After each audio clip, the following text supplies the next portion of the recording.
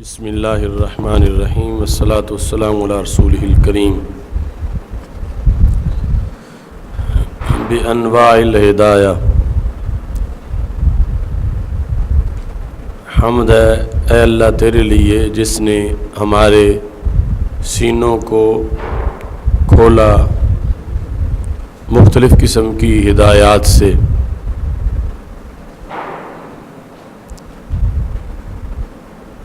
امام بیضاوی نے ہدایت کی تعریف کی، الہدایۃ دلالۃ بلطف، کہ کسی کو مہربانی کے ساتھ رستہ دکھانا۔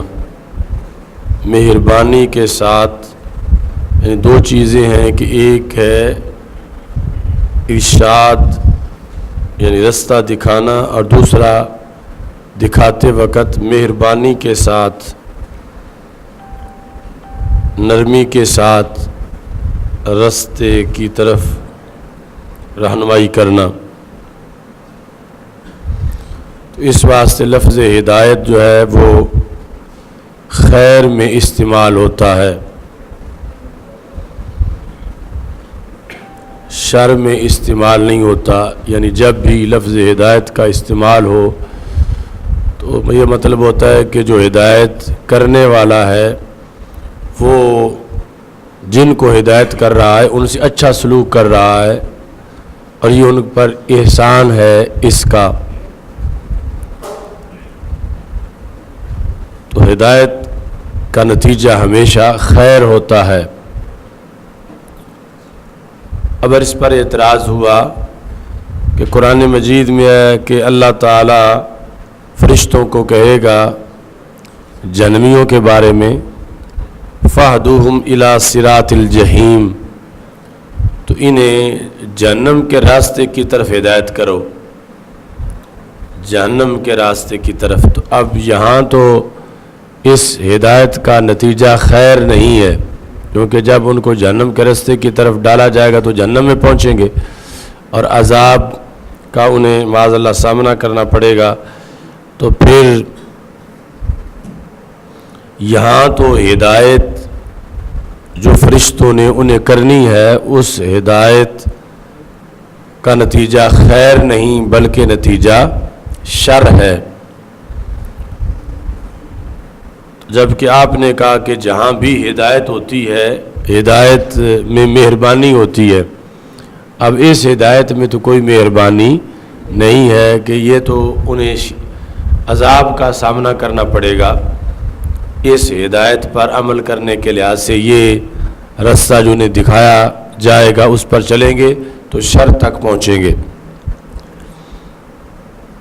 تو اس کا انہوں نے جواب دیا التحکم میں کہ یہ اسلوب ان کی تذلیل کے لیے استعمال کیا جائے گا، انہیں ذلیل کرنے کے لیے اور رسوا کرنے کے لیے استعمال کیا جائے گا۔ اور یہ ہر بولی میں ہر زبان میں اس طرح کے انداز کو اپنایا جاتا ہے، جس طرح قرآن مجید میں فَبَشِّرْهُمْ بِعَذَابٍ عَلِيمٍ، کہ آپ ان کو عذاب علیم کی خوشخبری سنائیں۔ حالانکہ عذاب کی تو خوشخبری نہیں ہوتی، یعنی عذاب کے لحاظ سے جو خبر ہے وہ تو خبر غم ہے، تو تذلیل کی خاطر کہ دنیا میں وہ سمجھے نہیں ہیں تو پھر اس لائق ہی ہیں اب آپ ان کو خوشخبری سنائیں عذاب کی۔ تو جس طرح وہاں پر بشر کا لفظ استعمال کیا گیا ہے ایسے ہی یہاں ہے فَاهْدُوهُمْ اِلَىٰ صِرَاطِ الْجَحِيمِ، کہ دنیا میں تو انہوں نے ہدایت نہیں پائی، اب یہ اس ہدایت کے لائق ہی ہیں کہ ان کو جہنم کے رستے پہ لگا دو۔ تو یہ بطور تحکم ہوگا، یعنی تحکم کا معنی ویسے کیا جاتا ہے مذاق،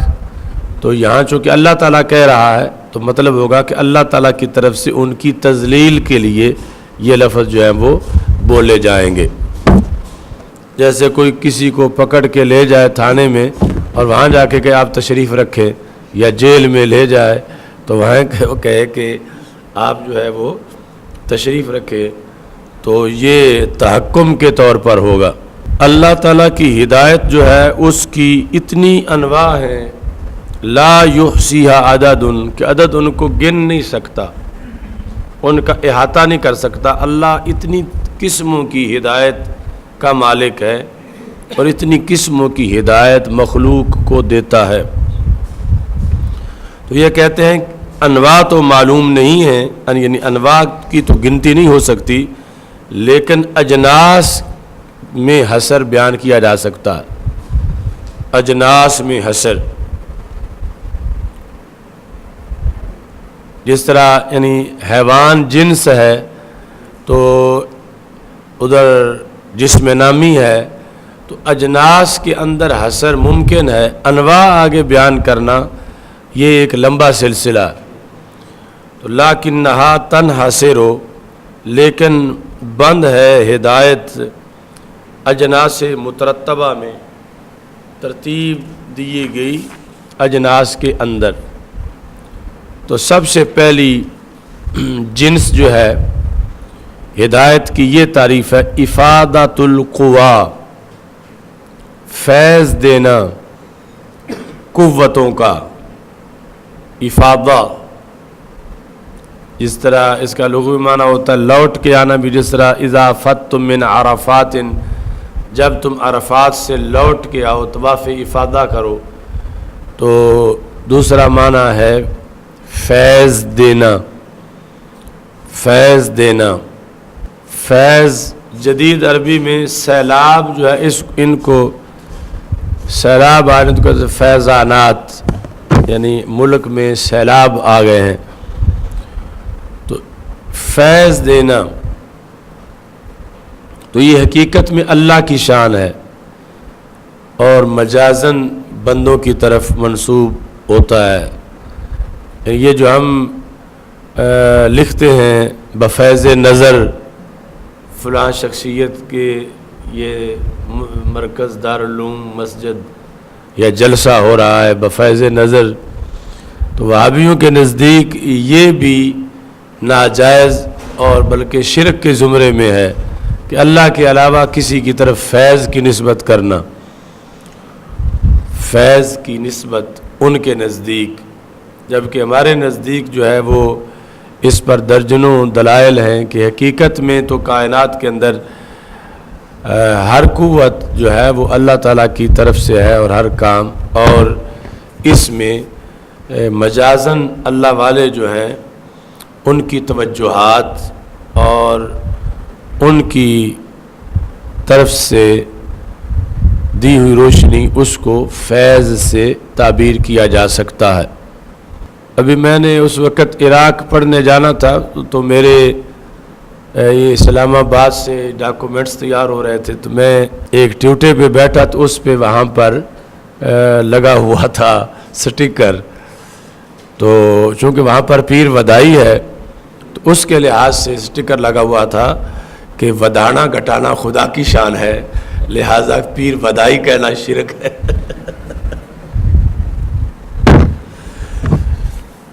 تو اس حد تک یعنی انہوں نے کوشش کی ہوئی ہے کہ پیر ودائی چونکہ عوام میں رائج ہے تو انہوں نے کہا ودانا گھٹانا خدا کی شان ہے، تو پیر ودائی نہ کہا جائے۔ تو یہ چونکہ دلائل ان ساری چیزوں کے اندر موجود ہیں، جس طرح کہ یعنی رسول اللہ صلی اللہ علیہ وسلم نے حضرت عمر بن عاص سے یہ کہا، حضرت سعد بن ابی وقاص سے یہ کہا کہ اللہ تمہاری وجہ سے کئی قوموں کو فائدہ دے گا اور کئی قوموں کو نقصان پہنچے گا، تو یہی ودانا گھٹانا یا فیض دینا اسی معنی میں موجود ہے۔ سب سے پہلے افادۃ القوا التی بہا یتمکن المرء من الاہتداء الی مصالحہ، کہ ان قوتوں کا فیض کر دینا، وہ قوتیں دے دینا بندے کو جس کی وجہ سے بندہ اپنے مصالح کی طرف رہنمائی پائے کہ مجھے کس کس چیز کا فائدہ ہے، فائدے کی طرف بندے کو رہنمائی مل جائے، تو یہ بھی ایک ہدایت ہے کہ اس کو اندر ایسی قوت دے دی جائے جس قوت سے وہ فیصلے کرتا رہے کہ میرے فائدے کی چیزیں کیا ہیں۔ کل قوت العاقلات، جس طرح کی قوت عاقلہ ہے، تو یہ خود ایک ہدایت ہے، جس کی وجہ سے بندے کو یہ پتہ چلتا ہے کہ میں اب گرمی میں بیٹھوں یا سردی میں بیٹھوں، اب میں فلاں چیز کھا لوں، فلاں چیز پی لوں، تو یعنی گرمی میں اس کا پانی کی تلاش میں ہونا، اور بھوک لگے تو اس کا روٹی کی تلاش میں ہونا، اور اگر روٹی پڑی ہوئی ہو تو جا کے کھانا شروع کر دینا، یعنی یہ ہدایت ہے اللہ کی طرف سے، جو قوت عاقلہ رب نے دی ہے کہ جب سردی لگے تو یہ اوپر لحاف لے لے، کہ یہ اس طرح کی ساری چیزیں جو ہیں وہ اس پہلے زمرے میں آتی ہیں کہ افادۃ القوا، اللہ تعالیٰ وہ قوتیں کسی کو دے دے جس کی وجہ سے انسان اپنے مصالح کی طرف رہنمائی پا سکے، جس طرح قوت عاقلہ ہے، والحواس الباطنہ، اور حواس باطنہ ہے، والمشاعر الظاہرہ، اور ظاہری حواس ہے، یعنی وہ حواس خمسہ اور حواس باطنہ ہیں جو کہ دماغ میں ہے۔ ویسے شرعی طور پر یہ جو حواس خمسہ ظاہرہ ہیں ان کو شریعت مانتی ہے، دوسرے جو ہیں ان کو منطق مانتی ہے، جو وہم، خیال، حافظہ، قوت متصرفہ، حصے مشترک، یہ جو 5 قوتیں ہیں دماغ کے اندر، تو شریعت ان کو نہیں مانتی اور حواس خمسہ ظاہرہ کو تسلیم کرتی ہے۔ وہاں صرف ایک نام سے، قوت عاقلہ کے نام سے اس کو تسلیم کرتی ہے، اور باقی جو منطق میں جدا جدا ان کے نام ہیں کہ کوئی کلی کا ادرار کرتا ہے، کسی میں جزوی صورتیں ہوتی ہیں، کوئی ان کے اندر آگے تصرف کرنے کی قوت ہے۔ والثانی، تو دوسری قسم جو ہے، پہلی قسم تو بندے کے اندر ہوتی ہے، دوسری خارج میں ہوتی ہے۔ وہ کیا ہے کہ ایسے دلائل قائم کر دینا جو حق اور باطل میں فرق کریں اور صلاح اور فساد میں فرق کریں۔ خارج کے اندر ایسے دلائل قائم کر دینا، مثال کے طور پر یعنی اس وضاحت میں کہ ایک ہے کہ بندے کو آنکھیں دینا کہ اسے نظر آئے، اور دوسرا ہے کہ اندھیرے میں بلب جلا دینا۔ ایک اس کے اندر کی قوت ہے اور دوسری اس کے باہر قوت ہے، کہ جب اگرچہ یعنی آنکھیں ہوں اور اندھیرا چھایا ہوا ہو اور بلب نہ ہو تو پھر بھی یہ ہدایت نہیں پا سکتا کہ جہاں اس نے جانا ہے پتہ ہی نہیں چل رہا، تو پھر آنکھیں بھی دی ہیں اور ساتھ باہر بلب بھی جلا دیا یا روشنی کا کوئی بندوبست کر دیا، تو یہ ہے نصب الدلائل الفارقہ بین الحق والباطل۔ یعنی یہ بلب تو ظاہری طور پر ہے، باطنی طور پر یا قوت نظریہ کے لحاظ سے عالم کے اندر، نفس الامر میں، واقع کے اندر ایسے دلائل جن سے بندہ فیصلہ کر سکے کہ حق کیا ہے اور باطل کیا ہے، اور صلاح کیا ہے اور فساد کیا ہے، تو یہ دلائل جو خارج میں موجود ہیں یہ بھی ایک جنس ہے ہدایت کی۔ بندے کے اندر جو قوتیں ہیں وہ بھی جنس ہے ہدایت کی ایک، اور یہ دوسری جنس ہے۔ تیسری ہے ہدایت رسول بھیج کر اور کتابیں نازل کر کے، رہنمائی کرنا رسولوں کو بھیج کر اور کتابوں کو نازل کر کے۔ چوتھی ہدایت ہے کہ بندے کے دل پر انکشاف کر دینا، اس کے دل میں الہام کر دینا یا اگر پیغمبر ہے تو وحی کرنا اور غیر پیغمبر پر الہام کر دینا یا پھر سچے خواب دکھانا، تو یہ بھی ہدایت کی ایک جنس ہے جو نبیوں اور ولیوں کے ساتھ خاص ہے۔ ترجمہ دیکھو، چوتھی جنس یہ ہے کہ کھول دے اللہ تعالیٰ ان کے دلوں پر پوشیدہ چیزوں کو اور انہیں دکھائے اشیاء جس طرح کے وہ ہیں، یعنی ہماری آنکھوں کے سامنے پردہ ہے، ہمیں جس طرح کی کوئی چیزیں ہوں ہمیں وہ نظر نہیں آتی، تو یہ بھی ہدایت کی قسم ہے جو نبیوں ولیوں کے لیے خاص ہے کہ ان کو ہر چیز کے پردے کے اندر جو کچھ ہے اس کا پتہ چل جائے، وحی کے ذریعے سے یا الہام کے ذریعے سے یا پھر سچے خوابوں کے ذریعے سے، کہ کوئی چیز خواب میں دکھا دی جائے کہ جس طرح 1 سال بعد ہونا ہے یا 10 دن بعد ہونا ہے، تو جس طرح اس کی پوری فلم ہوتی ہے وہ ساری کی ساری خواب میں وہ منظر کسی کو دکھا دیا جائے۔ وَهَذَا مُخْتَصٌ بِالْأَنْبِيَاءِ، یہ وحی والی انبیاء کے ساتھ خاص ہے، اور الہام انبیاء اور اولیاء کو بھی ہو سکتا ہے۔ تو اوپر متن میں ہے شرحت صدورنا بانواع الہدایات سابقہ، تو یہ حال ہے مصدر سے، مصدر کس کا؟ شرحتا کا، کہ تو نے کھولا ہمارے سینوں کو، اور آج نہیں کھولا، ماضی میں تو کھول چکا ہے۔ اے جعلتا صدورنا قابلۃ للخیرات، یعنی بنایا تو نے ہمارے سینوں کو خیرات کو قبول کرنے والا، حال کون شرح سابقہ، اس حالت میں کہ یہ شرح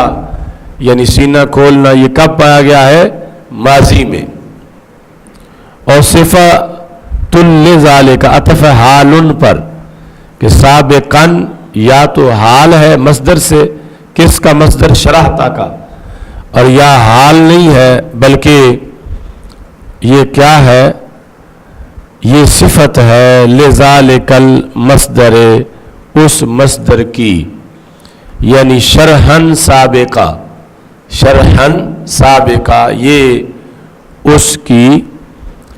صفت ہے، تو وہ ہوگا مفعول مطلق، اور یہ ہے اس کی صفت، ہے وہ محذوف۔ اقول یہ کہتے ہیں کہ ایک تیسری ترکیب بھی ہو سکتی ہے، چونکہ جو پہلے تھا وہ اس کی جو اس کا حاشیہ تحتاوی ہے اس میں ہے، کہتے ہیں میں کہتا ہوں کہ تیسرا احتمال یہ ہے کہ یہ صفت ہو سکتی ہے زمان کی، اے زماناً سابقہ، تو موصوف محذوف ہے، وہ ہے زماناً، یہ اس کی صفت ہے، تو یہ منصوب ہے ظرفیت کی بنیاد پر۔ اے حین اخذ المیثاق او حین ولدنا علی الفطرۃ او اقلنا الدین الحق واخترنا البقاء علیہ، تو ماضی کب کی ہے؟ کہ جب ہم سے عہد لیا گیا، الستو بربکم، اس وقت ہی رب نے ہمیں ہدایت دی تھی کہ ہم نے بلا کہا تھا کیوں نہیں تو ہمارا رب ہے، یا پھر جس وقت ہم فطرت پہ پیدا ہوئے، کہ ولادت کے وقت اللہ نے ہمیں فطرت پہ یعنی اسلام پہ پیدا کیا، تو ہدایت پہ پیدا کیا۔ کل مولود یولد علی الفطرہ ابواہ یہودانی او ینصرانی او یمجسانی، تو فطرت اصل ہے، آگے بد عقیدگی یا کفر یہ عارض ہونے والی چیز ہے، پہلے دن دل میلا نہیں ہے، یہ جو کچھ بھی ہوتا ہے یہ ابواہ ہو یعنی صحبت اثر کرتی ہے، خواہ وہ استاذ کی ہو یا دوست کی ہو، چونکہ پہلی صحبت والدین کی ہے اس واسطے اس کا ذکر کر دیا گیا۔ تو یہ مجوسی بناتے ہیں یا نصرانی بجاتے ہیں، تو یعنی نصرانیت اور اس کے ساتھ جو ہے وہ یہودیت، یہ فطرت نہیں ہے، فطرت اسلام ہے۔ فطرت بگڑے تو یہودی بنتا ہے، فطرت بگڑے تو نصرانی بنتا ہے، اور فطرت پر بندہ رہے تو پھر اسلام ہی پر قائم رہتا ہے۔ او اقل الدین الحق کا سابقاً کا یا تیسرا یہ مطلب ہے کہ ہم نے کافی پہلے سے دین حق کو سمجھا اور پھر ہم نے اس پر باقی رہنے کو پسند کیا کہ اسی دین پر باقی رہنا ہے۔ سابقہ وَنَوَّرْتَ بَصَائِرَنَا متن میں ہے، تو نے ہمارے بصائر کو روشن کیا ہے۔ بصائر بصیرہ کی جمع ہے۔ نورت بصائرنا تو نور کی تعریف ہے۔ یہ نہ مسئلہ نور و بشر میں کوئی نور کی تعریف پوچھ لے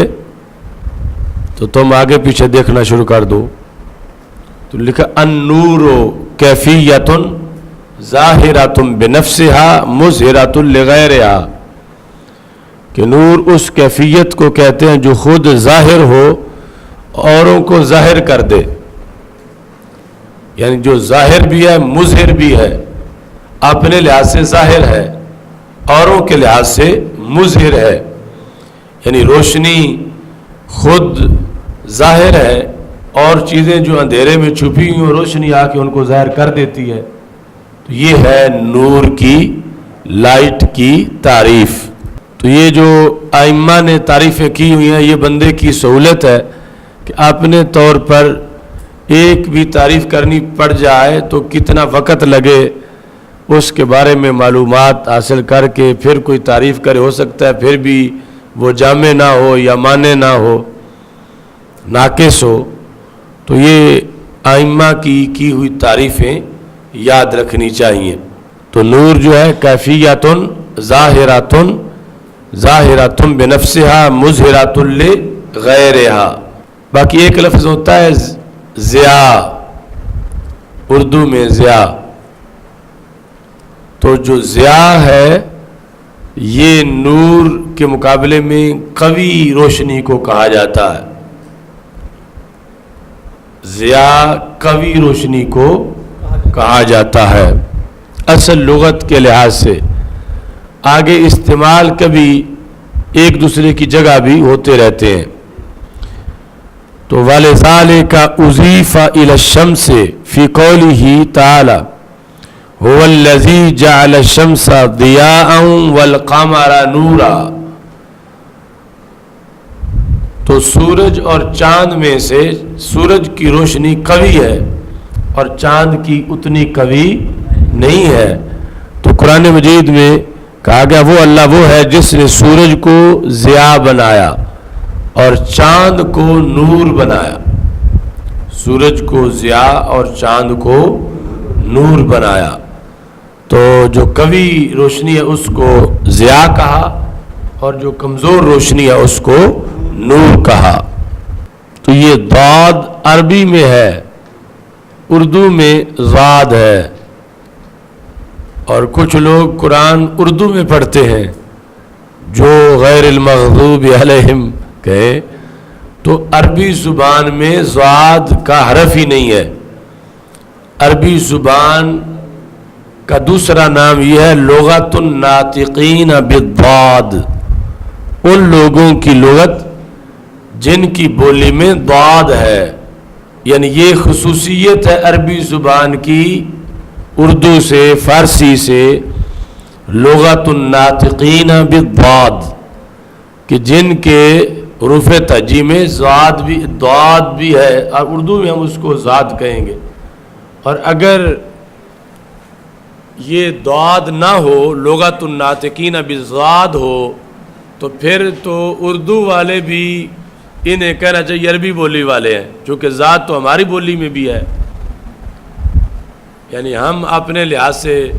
کہتے ہیں افضل فاضل، یعنی یہ ہماری پنجابی اور اردو میں ضاد نہیں ہے، ضاد ہے، اور قرآن اس بولی میں اترا ہے جس کے اندر حروف میں سے ایک حرف ضاد ہے، یعنی وہ یہ اس کا ما بالامتیاز ہے کہ عربی ساری زبانوں سے مختلف ہے چونکہ اس کے اندر ضاد بھی ہے، اور یہ اردو میں نہیں ہے ضاد، اور فارسی پنجابی میں نہیں ہے۔ تو ہم وہ عربی کے لفظ جب اردو میں بولتے ہیں تو ہم اپنے اردو والا اس کی جگہ پہ استعمال کرتے ہیں ضاد، لیکن عربی والا جو ہے جب قرات ہو رہی ہے، قرآن پڑھا جا رہا ہے یا عربی عبارت پڑھی جا رہی ہے تو پھر وہ بولیں گے جو کہ عربی والا حرف ہے، نہ کہ پنجابی فارسی والا۔ اس پر ماضی میں باقاعدہ رسالے لکھے گئے، اس پر حضرت پیر میر علی شاہ رحمۃ اللہ علیہ کا بھی ان کے فتاویٰ میں تفصیلاً اس پر فتویٰ ہے، جو انہوں نے دلائل دیے ہیں کہ یہ ضاد نہیں ہے بلکہ ضاد ہے۔ اور اس طرح اعلی حضرت رحمۃ اللہ علیہ نے، میں نے جو بغداد شریف میں کتابیں خریدی تھیں ان میں ایک دو کتابیں ان کا موضوع ہی یہ تھا ضاد کے دلائل کہ یہ ضاد نہیں ہے یہ بلکہ ضاد ہے۔ تو نورت بصائرنا، اس میں وقد یقال، جو بات میں نے شروع میں اس کے کی تھی کہ یہ اصل میں ہے، آگے اس کے برعکس بھی استعمال ہوتا رہتا ہے، یعنی یہ نہیں ہے کہ ہمیشہ کمزور روشنی کو نور کہا جائے بلکہ قوی کو بھی نور کہا جا سکتا ہے۔ یہ وہابیوں کے جواب کے لیے وہ کہیں کہ تم نور محمد صلی اللہ علیہ وسلم ثابت کرتے ہو، نور تو ہوتی کمزور روشنی ہے، جب ثابت کرنا ہے تو ضیاء محمد صلی اللہ علیہ وسلم ثابت کرو۔ تم عقیدے میں نور جو ہے وہ لیے ہوئے ہو، اور نور جو ہے وہ تو کمزور روشنی کو کہا جاتا ہے۔ تمہارے فتاوی شامی میں لکھا ہوا ہے کہ نور جو ہے وہ کمزور روشنی کو کہا جاتا ہے۔ تو اس کا جواب یہ ہے کہ نور ہر جگہ کمزور روشنی کو نہیں کہا جاتا، کبھی کبھی کو بھی نور کہا جاتا، جس طرح کہ اللہ نور السماوات والارض۔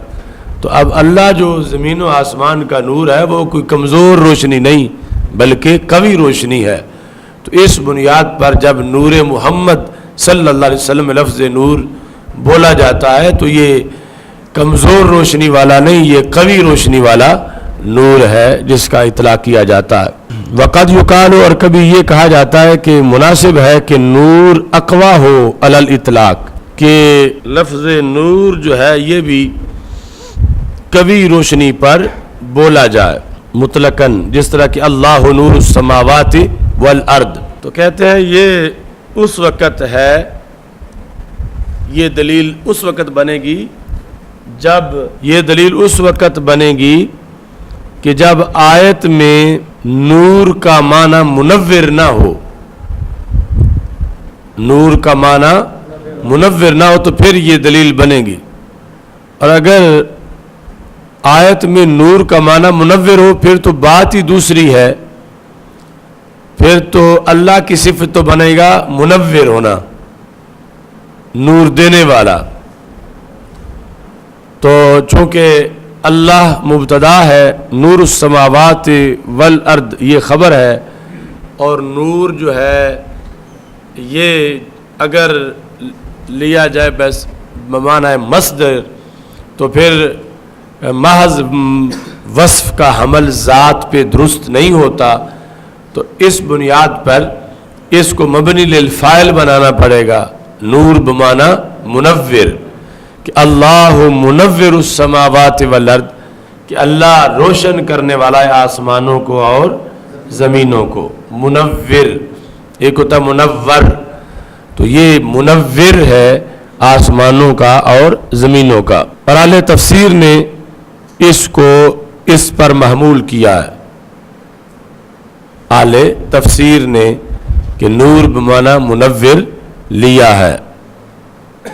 لیکن چونکہ دوسری طرف اللہ کے اسماء جو ہیں ان میں نور ہے، تو اس بنیاد پر پھر یہ نور صرف وصف نہیں ذات مال وصف ہے، تو اس طرح صرف نور بھی اللہ کی ذات پر اس کا اطلاق ہو سکتا ہے، اور اس کے مطابق جو ہے وہ ہمارا جواب ہے، چونکہ پھر اس طرح نور اللہ کی صفت بنے گا اور وہ کمزور روشنی نہیں بلکہ قوی روشنی ہے۔ ترجمہ وَإِنَّمَا يَتَّجِهُ، یہ اس وقت مطلب نکل سکتا ہے جب اس کا معنی آیت میں منور نہ ہو، اور حال یہ ہے کہ اہل تفسیر نے اس کو منور پر محمول کیا ہے، نور بمعنی منور۔ حسن چلپی الی آخر ہی، جو الف اور اے لکھا ہوا ہے لوری، تو الی آخر ہی یعنی یہاں تک وہ بات ختم ہو رہی ہے، یا الی ہا ہونا، الی آخری میں الف لام اور خے لکھتے ہیں، اور یہ ہے الی ہا ہونا۔ تو آگے یہ کس نے وضاحت کی ہے؟ حسن چلپی نے۔ تو چلپی چونکہ چے نہیں آتی عربی میں، تو حسن جلبی لکھ دیا، پے بھی نہیں آتی تو جلبی لکھ دیا، چونکہ بندہ جس کا اصل نام جو ہے وہ جس بولی میں ہے اس میں چے موجود ہے، چلپی۔ اچھا جی، متول پر ان کا حاشیہ ہے جس میں انہوں نے یہ وضاحت کی ہے۔ آگے تعریفات سید میں ان کا حاشیہ میں لکھا کہ میر سید جرجانی حنفی۔ تو جرجان جو ہے یہ علاقہ ہے افغانستان کا، گرگان، گرگان تو وہ گاف جو ہے وہ جیم میں لایا گیا، اور جرجانی یعنی گرگانی جو ہے وہ جرجانی عربی میں مشہور ہیں، اصل گرگانی ہے، گرگانی۔ تو اللہ نور السماوات والارض، استاد بندیالوی صاحب رحمۃ اللہ علیہ کی مشہور تقریروں میں سے یہ تقریر ہے۔ یعنی آپ ویسے تو تقریر نہیں کرتے تھے، یہاں تک کہ جمعے کی بھی نہیں کرتے تھے، تو یعنی خطیب نہیں بنے جمعے کے بھی ساری عمر، تو جو تقریر کرتے تھے وہ خاص تقریریں تھیں، تو ان میں ایک تقریر جو ہے اللہ نور السماوات والارض کی ہے۔ کسی نے سنی ہے ان کی تقریر؟ یہ آل پاکستان میلاد مصطفیٰ صلی اللہ علیہ وسلم کانفرنس جو رائے وینڈ میں ہوئی تھی، اہل سنت کی بیداری کا وہ بہت بڑا موقع تھا۔ میں اس وقت چھٹی کا امتحان دیا ہوا تھا، 7ویں میں پاس ہو کے تھا، اس وقت وہ مارچ میں ہوئی تھی، 25-26 مارچ کو، تو میں اس وقت آیا تھا لاہور، بکی شریف سے قافلہ آیا تھا۔ اس وقت بندیالوی صاحب رحمۃ اللہ علیہ نے اللہ نور السماوات والارض پر درس دیا تھا، یہ اس تاریخی کانفرنس میں، جس میں تقریباً سارے ہی آستانے بھی موجود تھے، سارے علماء و مشائخ موجود تھے، اور 2 دن جاری رہی تھی۔ تو اس وقت کے حساب سے یعنی وہ سب سے بڑا اجتماع پاکستان کا تھا، لاکھوں لوگ اس میں تھے۔ تو آخری تقریر 26 کی رات کو نورانی صاحب رحمۃ اللہ علیہ کی ہوئی تھی، اور وہ سحری کے قریب ختم ہوئی تھی جا کر۔ اللہ نور السماوات والارض، یہ بندیالوی صاحب رحمۃ اللہ علیہ کے نزدیک رسول اللہ صلی اللہ علیہ وسلم کی نورانیت پر قد جاءکم من اللہ نور و کتاب مبین سے بھی بڑی دلیل ان کے نزدیک یہ تھی، اور اس پر پھر وہ باحوالہ تقریر کرتے تھے۔ ایک تقریر ان کی خلافت کی تھی، ایک درس نظامی کے فضائل کی تھی کہ اس کے بغیر قرآن و سنت نہیں سمجھا جا سکتا، ایک یعنی وہ ائمۃ من قریش امامت خلافت کے لحاظ سے تھی۔ اللہ نور السماوات والارض، اس میں وہ پورا موضوع معمول کے لحاظ سے کہ معمول جو ہوتا ہے وہ اگر موضوع سے متغیر ہو تو پھر حمل ہی نہیں ہو سکتا، اور اس بنیاد پر وہ کہتے تھے کہ یہاں پر مضاف محذوف ہے، یعنی اللہ خالق نور السماوات والارض، کہ کہ اللہ پیدا کرنے والا ہے ایک نور کا جس نور نے زمین و آسمان کو روشن کر دیا ہے. مثل نور ہی، تو چونکہ اللہ کی شان تو ہے لیسا کمثلہ شیء، اس کی مثل کوئی نہیں، تو ادھر مثال دی جا رہی ہے. تو یہ مثال اللہ کی نہیں دی جا رہی، اس مخلوق نور کی مثال دی جا رہی ہے. مثل نور ہی، تو اس واسطے تفسیر قرطبی وغیرہ ان میں باقاعدہ لکھا ہوا مثل نور محمد صلی اللہ علیہ وسلم، کہ نور محمد وہ جو مخلوق نور ہے جو زمین و آسمان کو روشن کرنے والا ہے اور اللہ نے پیدا کیا ہے. اللہ خالق نور السماوات والارض مثل نورہ مثل نور محمد صلی اللہ علیہ وسلم کمشکات فیہا مصباح. تو یہ لمبی تقریر اس پر ہر لفظ پر وہ کرتے تھے. اور بیضاوی کا سبق پڑھاتے وقت بھی اذ قال ربک للملائکۃ انی جاعل فی الارض خلیفہ، تو خلیفہ پر ان کی پوری تقریر تھی،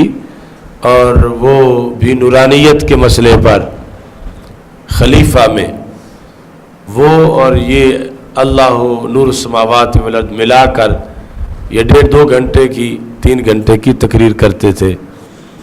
کہ اذ قال ربک للملائکۃ انی جاعل فی الارض خلیفہ. تو یہ خلافت پر جو امام بیضاوی نے بحث کی ہے کہ خلیفہ کیوں بنایا جاتا ہے، اور اللہ تعالیٰ میں تو وہ کوئی وجہ بھی نہیں ہے خلیفہ بنانے کی. اما لغیباتہ، یعنی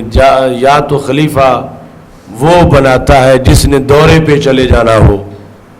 تو وہ چاہتا جتنی دیر میں باہر ہوں میری جگہ میرا خلیفہ کام کرے. تو اللہ میں یہ وجہ بھی نہیں پائی جاتی. سب سے پہلے اما لموت ہی، کہ اصل جو ہے اس نے فوت ہو جانا ہو تو وہ اپنا خلیفہ بنا جاتا ہے کہ میرے بعد یہ میرا خلیفہ ہے. تو اللہ تعالیٰ پر تو موت آ ہی نہیں سکتی. اور لمرض ہی، یا یہ کہ اصل جو ہے تو زندہ مگر بیمار ہو گیا ہے اور کوئی کام کر نہیں سکتا، تو پھر اس کی جگہ کوئی خلیفہ بنایا جائے. تو اللہ تعالیٰ پر بیماری آ ہی نہیں سکتی،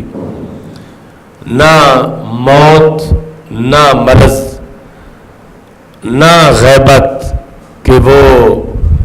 چلا جائے دورے پر اور پیچھے خلیفہ کام کرے، اور نہ یہ کہ اکیلا کر نہیں سکتا تو اسسٹنٹ اس کے بنائے جائیں نائب خلیفے. لا یعود حفظہما، زمین و آسمان کی حفاظت اس کے لیے کوئی کام ہی نہیں ہے، یعنی اس کو تھکاتی نہیں. تو ان میں سے کوئی وجہ بھی موجود نہیں ہے جو خلیفے کی ہوتی ہے خلیفہ بنانے کی. تو پھر اللہ نے کیوں خلیفہ بنایا؟ یہ امام بیضاوی نے جو جواب دیا، اور اس طرح ہی محمود آلوسی بغدادی روح المعانی میں اور تفسیروں میں، اس بیس پر پھر آگے وہ تقریر چلاتے تھے کہ ان سب سے ہٹ کر ایک وجہ خلافت کی. یہاں یہ جو وجوہات ہیں یہ وہ ہیں جب بندہ کسی کو خلیفہ بنائے، اور یہاں مولا خلیفہ بنا رہا ہے، اور مولا کے کسی کو خلیفہ بنانے کی وجہ ان سب سے ہٹ کر ہے. اور وہ وجہ ساری نور نبوت، نور مصطفیٰ صلی اللہ علیہ وسلم، چونکہ خلیفہ اعظم تو رسول اللہ صلی اللہ علیہ وسلم ہے، اور اصل میں یہ خلافت تھی سرکار دو عالم صلی اللہ علیہ وسلم کا بالآخر نسل آدم علیہ السلام میں ظاہر ہونا. تو وہاں پر امام بیضاوی نے کہا کہ اصل میں وجہ یہ ہے کہ اللہ لطیف ہے اور مخلوق کثیف ہے. اللہ محتاج نہیں، مخلوق محتاج ہے، کہ محض لطیف اور محض کثیف کے درمیان کوئی ایسی ذات ہو کہ جو من وجہ لطیف ہو اور دوسری طرف کثیف سے بھی اس کا رابطہ ہو. اگر وہ ذات بھی عام بشروں جیسی ہو تو پھر تو اس کے لیے پھر مزید کسی خلیفے کی ضرورت ہوگی درمیان میں رابطے کی. تو اللہ نے مخلوق کی کمی کو دور کرنے کے لیے کہ وہ محض اس ذات سے جو نور ہے فائدہ حاصل نہیں کر سکتے، تو درمیان میں ایک ذات کو پیدا کیا کہ جو نورانیت بھی ہے اس میں اور بشریت بھی ہے. نورانیت کے لحاظ سے اللہ سے فیض لینے میں کامیاب ہے، اور بشریت کے لحاظ سے بندوں کی جو مجبوری اور معذوری تھی کہ محض نور سے لے نہیں سکتے، ان کی وہ کمی دور کرنے والی ذات ہے. تو اس وجہ سے خلیفہ بنایا گیا کہ تاکہ ان ساری پہلی وجوہات کے علاوہ اس مقصد کے لیے خلیفہ بنایا گیا کہ جو محض لطیف کا فیضان محض کثیف تک پہنچائے. اور اگر یہ ذریعہ بھی پھر ویسے ہی ہو جس طرح باقی کثیف ہے تو پھر تو سلسلہ چل ہی نہیں سکے گا، پھر کسی اور کی ضرورت پڑے گی، یا دور لازم آئے گا یا تسلسل لازم آئے گا. تو ماننا پڑے گا کہ یہ ایسی ذات اللہ نے پیدا کی کہ جو لطیف بھی ہے کہ اس کا سایہ نہیں بنتا، اور دوسری طرف وہ صحابہ کے مجمع میں بیٹھے ہوئے ہوں تو صحابہ جل کے راکھ بھی نہیں ہوتے کہ ان کا نور بشریت کے پردے میں ہے. ادھر تو جبریل علیہ السلام یہ کہتے ہیں کہ دنوت من اللہ دنوا ما دنوت منہ قط، ایک بار صرف مجھے اللہ کا اتنا قرب ملا جتنا کبھی نہیں ملا تھا. تو سرکار نے پوچھا کیف کان یا جبریل، وہ قرب کیسا تھا؟ فرمایا کان بینی و بینہ 70,000 حجاب من نور، میرے اور اللہ کے درمیان نور کے 70,000 حجاب رہ گئے تھے. اور اس کے علاوہ تو سدرہ سے آگے جبریل نہیں جا سکتے. تو وہ نور اگر بے حجاب ہو تو پھر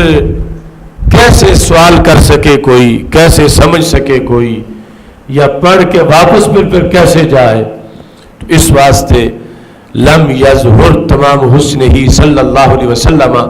تو سرکار کا تمام حسن ظاہر نہ ہوا. وَإِلَّا لَمَا أَطَاقَتْ أَعْيُنُ الصَّحَابَةِ أَن نَظْرَ إِلَيْهِ، اگر حسن ظاہر ہو جاتا تو ایک بار بھی دیکھنے کی طاقت نہ رکھتا، نہ کوئی صدیق بنتا نہ کوئی فاروق بنتا، سارے جل کے راکھ ہو جاتے. تو اللہ کی یہ مشیت نہیں تھی، مشیت یہ تھی کہ ان سب کو فیض پہنچانا ہے. تو اس بنیاد پر ایک ذات درمیان میں جو ادھر نورانیت کے لحاظ سے اللہ کے ساتھ منسلک ہے، اور ادھر یہ ہے کہ عام بندے بھی ان کی خدمت میں آ سکتے ہیں، بیٹھ سکتے ہیں، سن سکتے ہیں، سمجھ سکتے ہیں، اور وہ انہیں جماعت بھی کراتے ہیں، ان کے ساتھ سفر بھی کرتے ہیں، ان کے ماحول میں رہتے ہیں. تو یہ اللہ تبارک و تعالیٰ نے خلیفہ اس لیے بنایا ان ساری وجوہات کے قطع نظر مخلوق کی حاجت پوری کرنے کے لیے ایسی ذات کی تخلیق کی کہ جو ذو جہتین ہے، ایک جہت سے رب سے ملی ہوئی ہے اور دوسری جہت سے مخلوق سے ملی ہوئی ہے. تو یہ ذات جو ہے یہ خلیفہ کہلاتی ہے، اور اس کے لیے یعنی یہ الگ تھلگ وجہ ہے. وہ وجوہات تھی بندوں میں خلیفہ کی، اور یہ وجہ ہے اللہ میں خلیفہ کی کہ اللہ نے خلیفہ کیوں بنایا. تو اس کی پھر امام بیضاوی نے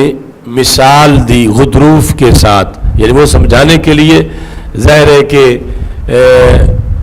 صرف ذو جہتین کا مسئلہ سمجھانا تھا، ورنہ رسول اللہ صلی اللہ علیہ وسلم کی اس کے ساتھ کوئی تشبیہ نہیں دی جا رہی، صرف مسئلہ سمجھایا جا رہا ہے کہ ہر زیرو کے اندر خواہ وہ انسانی بدن ہو یا یہ بھینس بکری وغیرہ ہوں، تو جسم میں ایک ہڈی ہوتی ہے، دوسرا گوشت ہوتا ہے، اور تیسرا ان دونوں کے درمیان غضروف ہوتا ہے، پٹھا، جس کو مرکڑی ہڈی کہا جاتا ہے۔ تو یہ 3 چیزیں ہوتی ہیں۔ ہڈی سخت بڑی ہے اور گوشت نرم بڑا ہے، اور ہڈی نے فیض پانا ہے گوشت سے، تو اس سے آگے غذائیت منتقل ہونی ہے، اور درمیان میں ہڈی میں ایسی صلاحیت نہیں، تو اللہ تعالیٰ نے بیچ میں ایک پٹھا رکھا، وہ من وجہ ہڈی ہے، من وجہ گوشت ہے، یعنی وہ تھوڑا سا سخت بھی ہے اور نرم بھی ہے۔ جس لحاظ سے نرم ہے گوشت سے فیض پاتا ہے، اور جس لحاظ سے سخت ہے ہڈی تک پہنچا دیتا ہے۔ وہ غضروف کی مثال دے کر امام بیضاوی نے مسئلہ خلافت سمجھایا کہ اگر یہ درمیان والا بھی ویسے ہی ہو تو پھر یا محض نرم ہے یا محض سخت ہے، تو پھر بھی یہ فیض لینے والے تو نہیں لے سکیں گے۔ اس بنیاد پر وہ درمیان میں ذو جہتین اس کو بنایا گیا کہ ایک طرف سے وہ فیض لیتا ہے، دوسری طرف وہ فیض تقسیم کرتا ہے۔ تو اس بنیاد پر یعنی رسول اللہ صلی اللہ علیہ وسلم کی تخلیق عام انسانوں جیسی نہیں ہے۔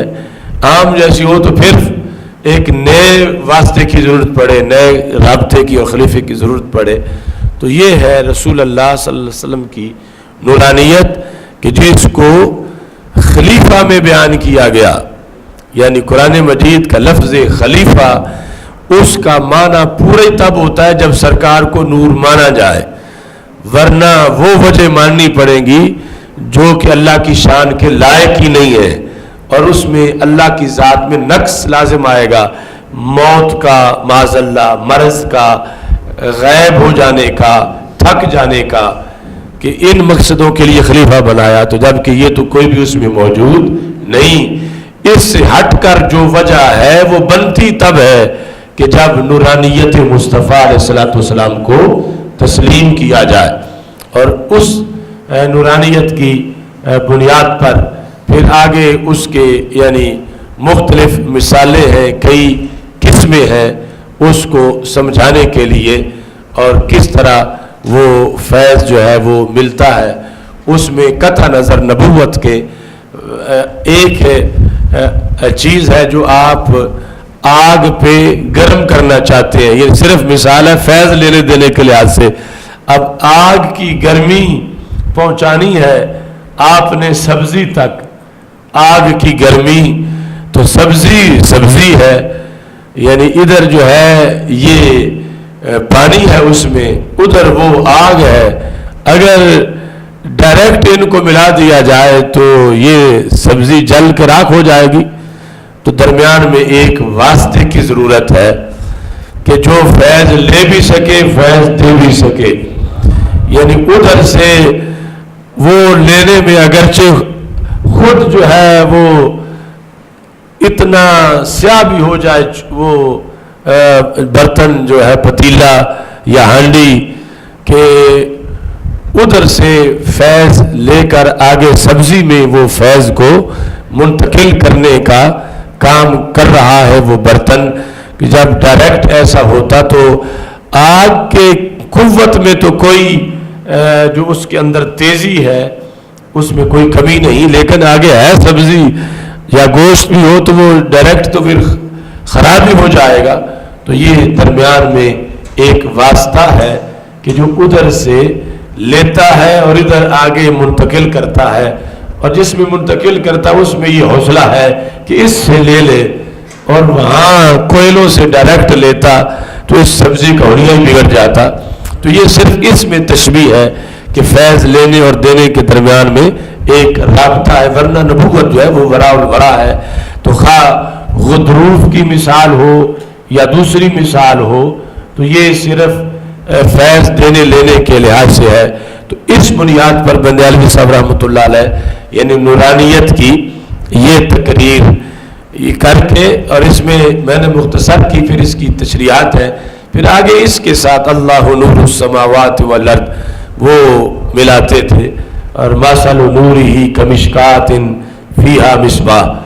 اور یہ ساری تقریر اعلیٰ حضرت رحمۃ اللہ علیہ نے شعروں میں بیان کی ہوئی ہے. قصیدہ نور کے اندر شمع دل مشکات تن سینہ زجاجہ نور کا، تیری صورت کے لیے آیا ہے سورہ نور کا. تو یعنی رسول اللہ صلی اللہ علیہ وسلم کا بدن مبارک، پھر سینہ مبارک، اور پھر دل مبارک، یعنی اس کا بیان ہو رہا ہے سورہ نور کے اندر. یہ نور محمد صلی اللہ علیہ وسلم کی ساری وضاحت ہے. نور محمد،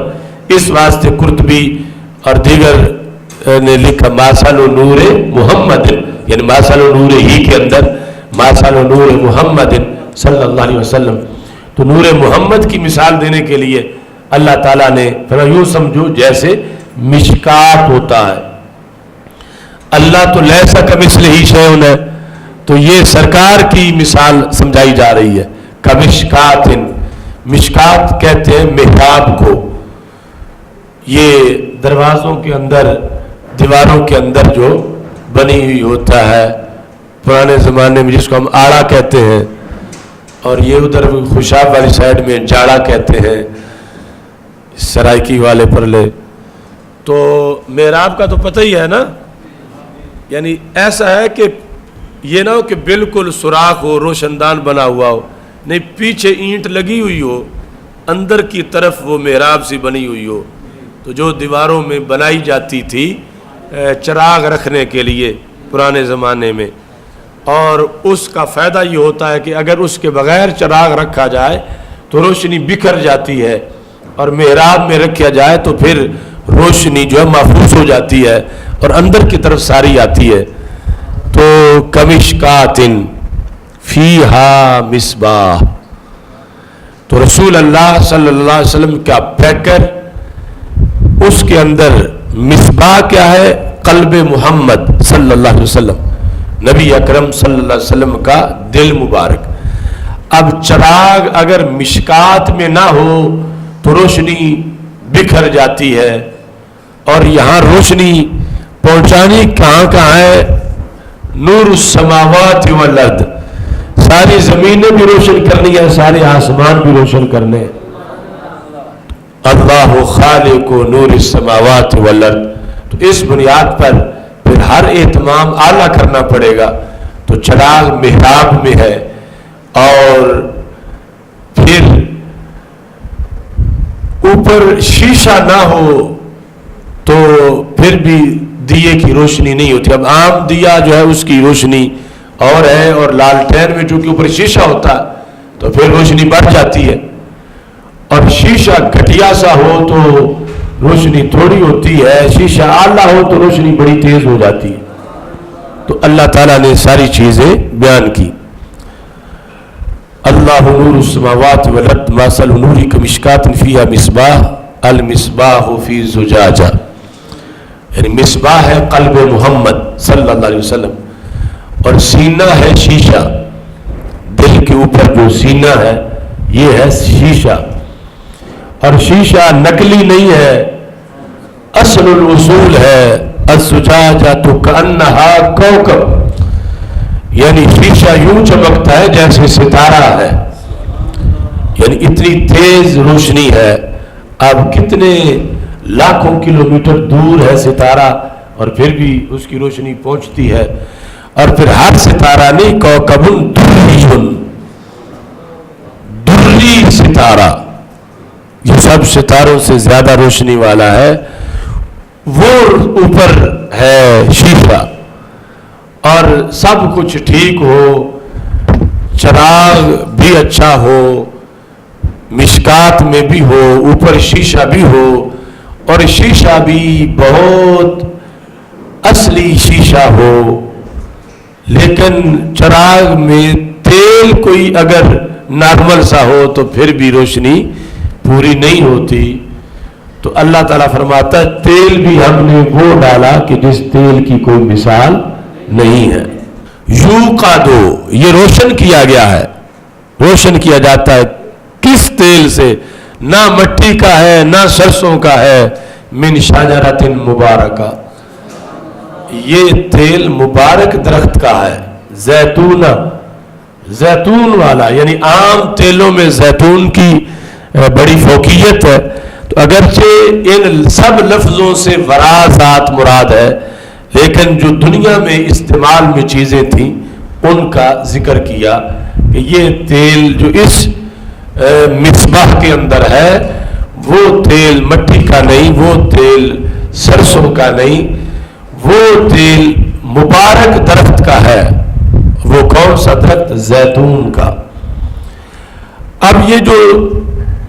تیل ہوتا ہے اس کا مدار بیج پہ ہوتا ہے، اور بیج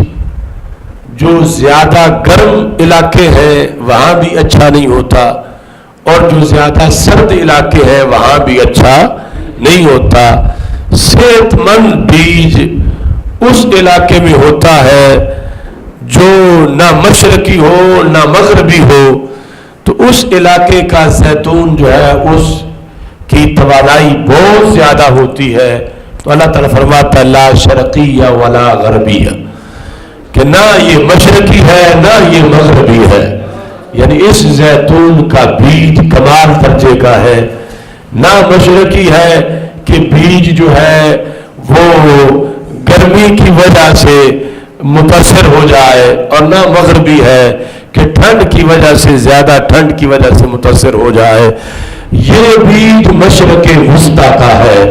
لا شرقیہ ولا غربیہ، یعنی یہ حجاز مقدس، مکہ مکرمہ،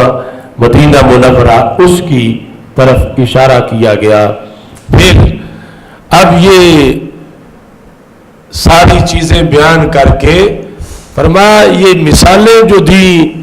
اس سے بڑھ کر یہ ذات ہے، کیونکہ ویسے تیل اگرچہ زیتون کا ہی ہو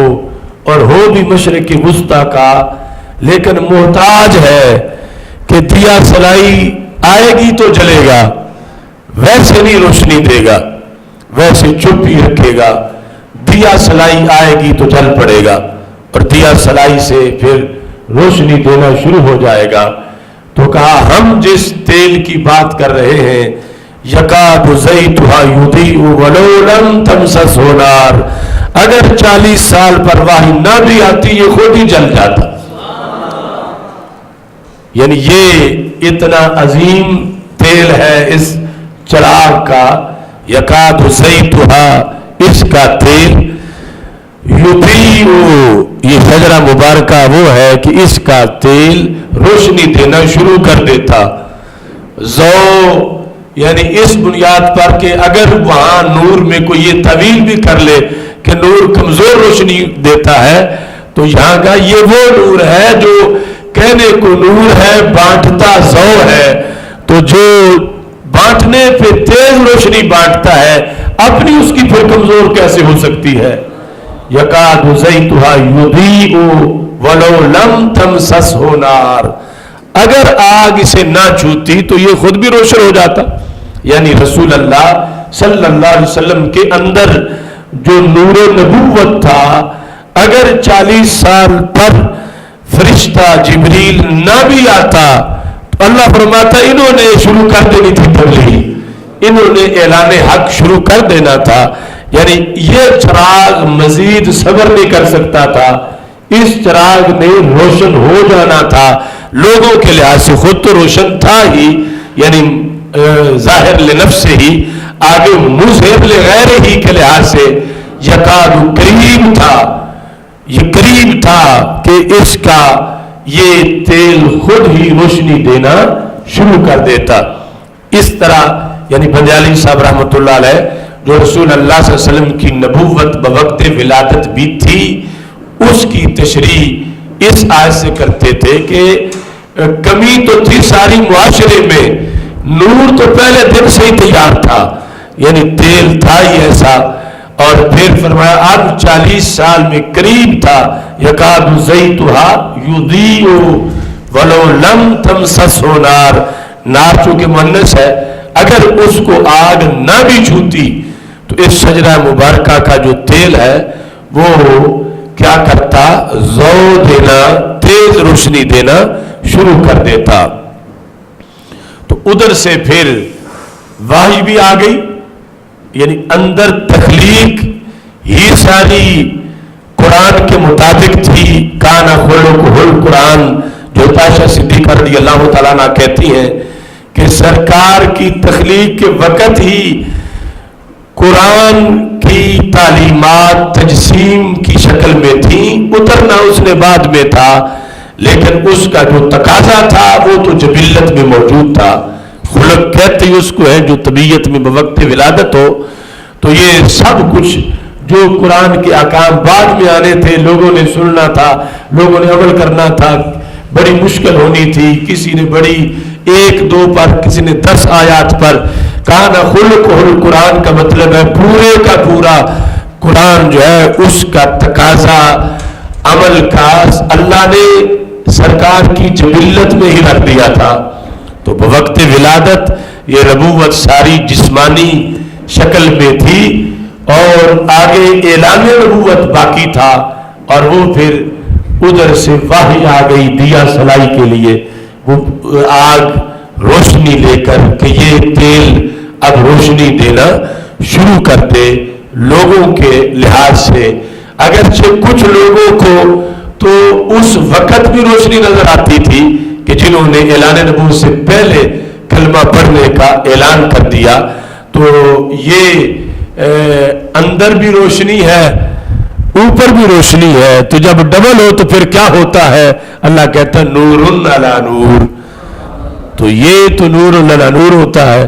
کہ اندر بھی نور، اوپر بھی نور۔ اندر اپنا شجرہ مبارکہ زیتونہ، وہ لطیفہ قدسیہ، وہ اندر نور نبوت، اور اوپر سے پھر جبریل پیغام لے کر آ گئے۔ تو اس واسطے ایک نور نہیں، نور علی نور،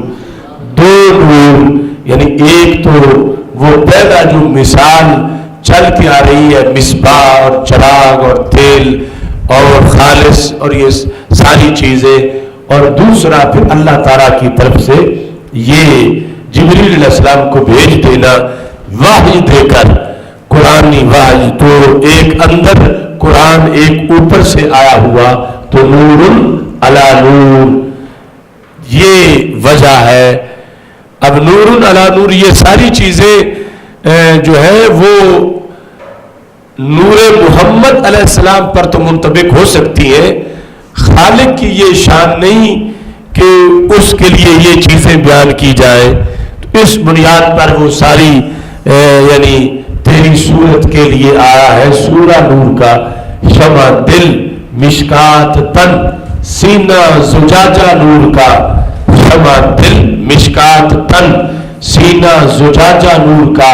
تیری صورت کے لیے آیا ہے سورہ نور کا۔ یعنی یہ ہے شاعری اعلیٰ حضرت کی، اور یہ ہے نعت گوئی۔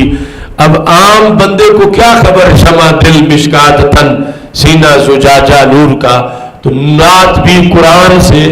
اور شان اس انداز میں کہ کتنے حقائق، کتنے گھنٹوں کی تقریر ایک شعر کے اندر اکٹھی کر دی۔ اور پھر استاد فرماتے تھے جب اتنا نور ہے، اندر بھی نور، اوپر بھی نور، نور تو ایک ہی، پھر نور السماوات ہے، وہ نور ساری زمینوں کا اور آسمانوں کا، تو پھر اے اللہ یہ کچھ لوگوں کو سمجھ کیوں نہیں آ رہا کہ نور اندر بھی نور، اوپر بھی، صرف نور نہیں، نور علی نور، تو کچھ نور بھی نہیں مان رہے۔ تو کہتے تھے، اللہ فرماتا ہے یہد اللہ لنورہ من یشاء، نور میں تو کوئی کمی نہیں، مگر ہر کسی کو رب دیکھنے نہیں دیتا۔ اب اللہ کے محبوب ہے، جو کوئی آئے دیکھ جائے، اللہ اسے ہدایت دیتا ہے اس نور کو سمجھنے کی جسے رب چن لیتا ہے۔ جو ہدایت کی ابھی آپ نے پڑھی تعریف، یہد اللہ لنورہ من یشاء، اب ہر کوئی مان جائے ایسا تو نہیں ہو سکتا، ہر آنکھ والا ہی دیکھ لے ایسا نہیں ہو سکتا، یہ نور نظر کسی کسی کو آتا ہے۔ اب ابو جہل کو ساری عمر نظر نہ آیا،